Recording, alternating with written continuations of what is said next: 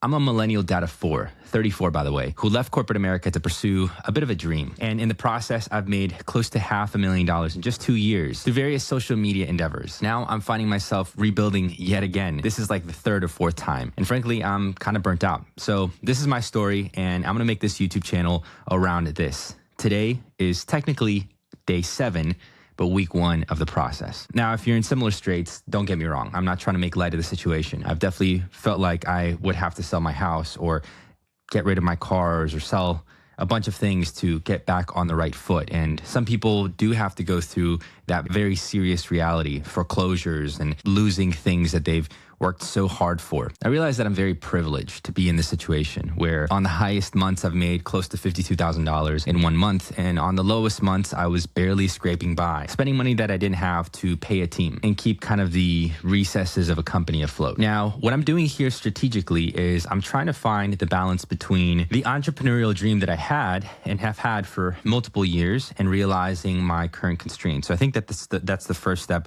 for most of us, is understanding what our current constraints are.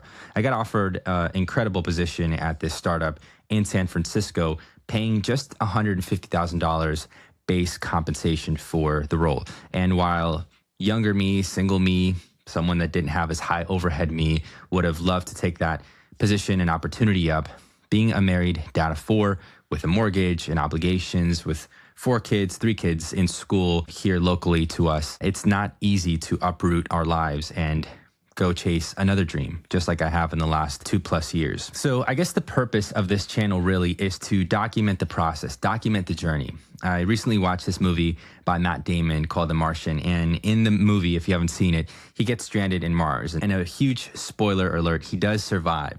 But in the process, what he does is he solves one problem at a time, and he documents the entire thing. So in light of that, for the sake of accountability and also to document this process, because I've been working in social media for over 14 years, have had my own brands and businesses, have helped other brands and businesses and other companies build up their social profiles and their brands, I figured it'd be easier to not think so much about the strategy behind this, but just document the entire process, not try to be as polished as I usually am in front of the camera. And this isn't even scripted, by the way, trying to have some sort of loose outline in my head of what it is that I'm going to be talking about, but really just documenting. So week 1 has been post me leaving the prior employment that I had. Really was more of a contract job where I managed a team of 24 and had built the company up from being able to house 30 or so clients to over 380 clients. Plus it was stressful. It was a lot of work, and I poured my energy and my soul into it every single day, Monday through Friday, and even Saturdays and Sundays at times. And my mind was always wrapped up in work. I would be on call from 6 in the morning to 10:30 p.m. at night, on Slack, on mobile, all the time. And while I'm not saying anything negative about the company, I realized that my passion and my desire to succeed also was driven a lot by kind of this anxiety and this trauma that I have had as a child, which, by the way, total side note, I'm going to trauma therapy here, have been doing so in the last 2 years. And in that process, I've discovered a lot about myself that has been really rooted in this performative identity and understanding the fact that I do operate off of fear and anxiety of what is to come and what potentially could go wrong, rather than what is to come in a beautiful way and a hopeful way and an optimistic way. I do believe there's a kind of balance between, just looking at things from a realistic lens versus always being pessimistic or hyper optimistic, right? And so that's the balance that I'm trying to go for. But besides the point, in this process of documenting my journey in the last 7 days, I've really just taken the time to spend time with my kids, specifically my 1-year-old. Leah was born in November of last year during a time where I had been in between contracts. I was working with a handful of clients, but honestly not making a ton of money. Was paying my team an exorbitant amount of money, had been, at the time relative to what I was making, as well as paying for consultancy on how to grow a brand and business on LinkedIn. And while the last year I've spent a good amount of time and energy building up my LinkedIn, have reached over 3.2 million people, gotten my profile over 6 million impressions, 3.2 million people, 6 million impressions, over 28,000 followers, it hasn't directly one-to-one resulted in any business for my business. And for the last year, I decided to kind of shelf my business, which was a podcast production company and consultancy, to work on this other company that seemed promising at the time, started in sales, became an account manager, and then eventually led a team of account managers in trying to really build up our client success and case studies and testimonials and all that good stuff. And while there were certain things that definitely went right, there were a lot of things due to my own personal experience that definitely didn't go right. And I realized that I just wasn't the person for the role. And frankly, that there was a lot of misalignment in terms of what I ultimately wanted to do and how much money I wanted to earn and where I wanted to be in the next 5 to 10 years potentially, and where it seemed like the company was headed. Now, misalignment happens, and that's the reality. Sometimes you climb a mountain and you realize that you've reached the top that you don't necessarily want to be a part of, or you didn't necessarily think that this would be it. And so I've climbed down the mountain various times. I've had roles in software engineering and have been a customer service representative, got an MBA in marketing, have held my own media marketing agency for the last couple years, started other enterprises, and built up, online businesses and tanked online businesses. So it's been a crazy journey. So trying to surmise that and kind of basically figure out how that fits into a corporate role has been kind of the vein of my existence and a challenge in and of itself. So this is the process that I'm currently going through right now. Okay, so right now I have myself and my assistant are applying to 3 to 5 jobs Monday through Friday, kind of in the vein of product manager, program manager, client success, strategy, and operations, all the things that I've kind of done for either my businesses or other companies and clients and that sort of thing.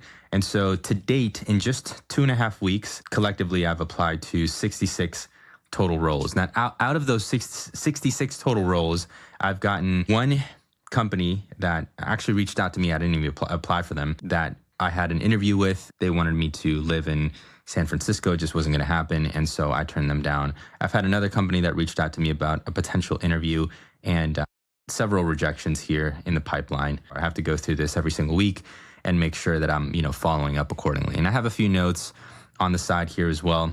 Obviously, for privacy reasons, I'm blurring out the companies, but LinkedIn has been the primary place where I've found these opportunities. I don't know that it's the best place to find roles. There's always 100+ applicants, and it's always hard to land an interview, let alone go through their automated ATS and really get to a place where you are eligible for even a screening, a recruiter screening, right? I remember being on the other side, and we'd get thousands of applicants, and it would be hard to go through those thousands of applicants when you were doing it very manually. At the time, we didn't even have an ATS. It'd be literally sifting through LinkedIn application after LinkedIn application. And the few that came through were usually referrals. And I've heard this time and time and again, but being on the other side, it's it's true. That this person's good. That they won't refer anyone that isn't good. And so therefore it's much easier to go through this referral process than it is otherwise. So I reached out to several colleagues, people in my network, 5 to 6 people. Hey, I'm looking for work. I'm open to work. What do you have? And set up a couple coffee chats and that sort of thing. Some people have offered me projects that I could work on. Other people I'm just waiting to hear back from, candidly. And I know it's the end of the year, it's the holidays, so it's always a challenge there. But if you are, kind of stuck looking for work, knowing that I've been on the other side, starting with referrals, that's number one. Number two is volume of applications. Given the fact that there is always a chance, I've had 1 or 2 people come through the hiring pipeline that were just random applicants, and I looked at their application and I thought it was stellar, and it was just kind of a happenstance. So don't throw in the towel just because you're not getting through. Keep applying. And again, this is from someone who's going through the process right now, and that's someone who's preaching from the soapbox. But that is, for me at least, I realized that entrepreneurship, as great and exhilarating as it can be in my current constraints with my family, needing benefits, healthcare costs are ridiculous.